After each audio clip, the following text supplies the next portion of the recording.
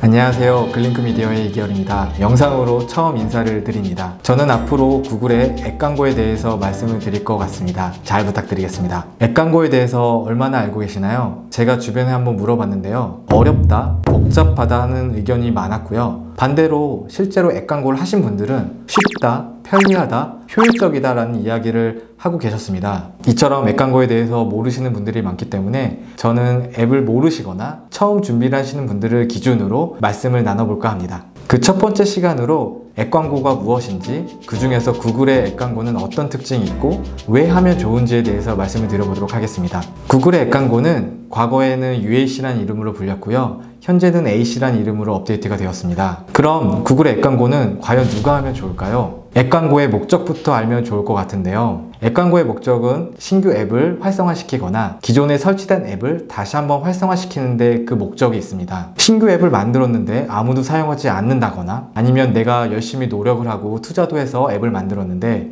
한 6개월 뒤, 1년 뒤에 그 사용자가 매우 적다면 정말 많이 슬픈 일일 것 같습니다. 그럴 때 앱을 신규 설치를 하고 앱의 신규 설치를 도와주고 앱을 다시 한번 활성화시키기 위해서 진행하는 광고가 앱광고라고 할 수 있습니다.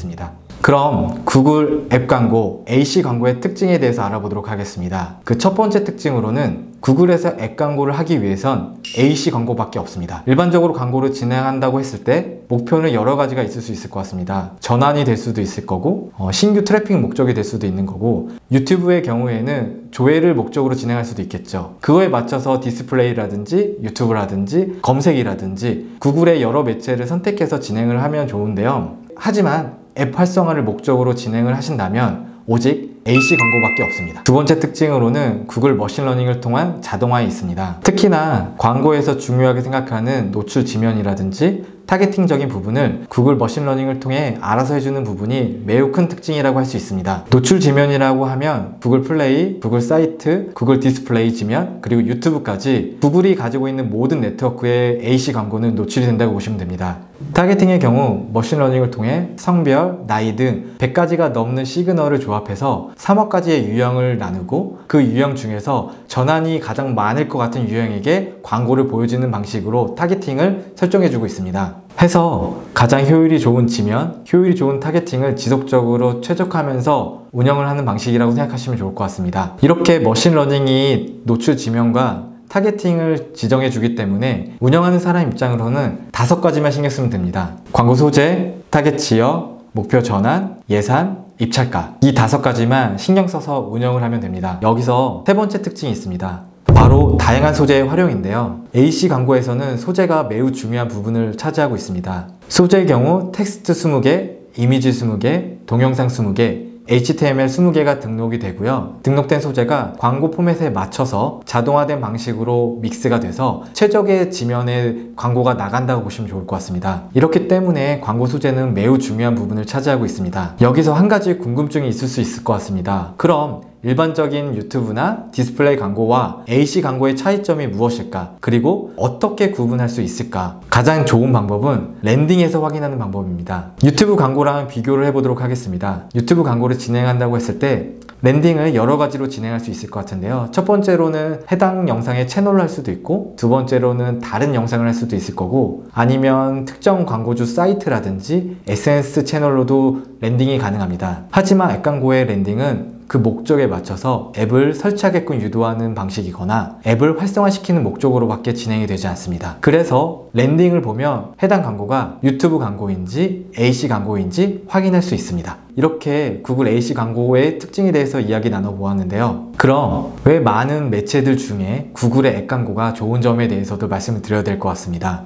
이 부분도 3가지로 말씀을 드릴 수 있을 것 같은데요. 첫 번째로는 광고 효율성입니다. 앱 광고의 가장 큰 목적은 앱 설치입니다. 즉, 앱 설치당 단가가 매우 중요한 부분인데요. 구글의 AC 광고는 다른 매체에 비해 설치당 비용을 매우 저렴하게 운영할 수 있습니다. 그렇다면 왜 이렇게 효율적으로 진행이 가능할까요? 앞서 말했듯이 머신러닝의 힘에 있습니다.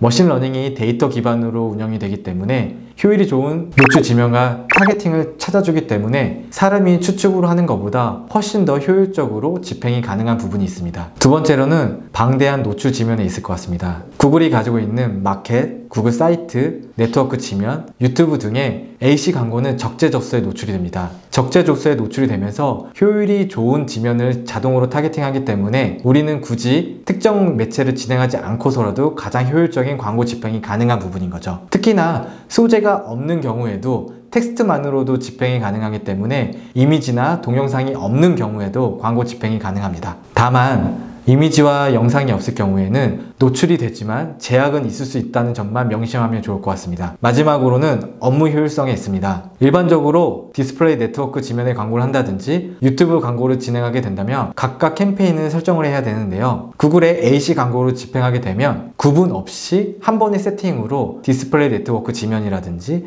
유튜브라든지 검색 지면에 광고 노출이 가능합니다. 이렇게 한 번의 세팅으로 모든 구글의 지면을 노출할 수 있다는 부분이 매우 큰 장점이라고 할 수 있습니다. 지금까지 구글 앱 광고의 특징과 구글 앱 광고의 장점에 대해서 이야기해 보았는데요. 어떠셨을까요? 실제로 집행을 하게 되면 생각하는 것보다 어렵지 않고 효율적으로 진행할 수 있는 부분이 앱 캠페인이라고 할 수 있습니다. 다음 시간에는 좀 더 구체적인 내용으로 앱 광고에 대해서 알아보는 시간을 가져보도록 하겠습니다. 지금까지 글링크 미디어의 이기열이었습니다.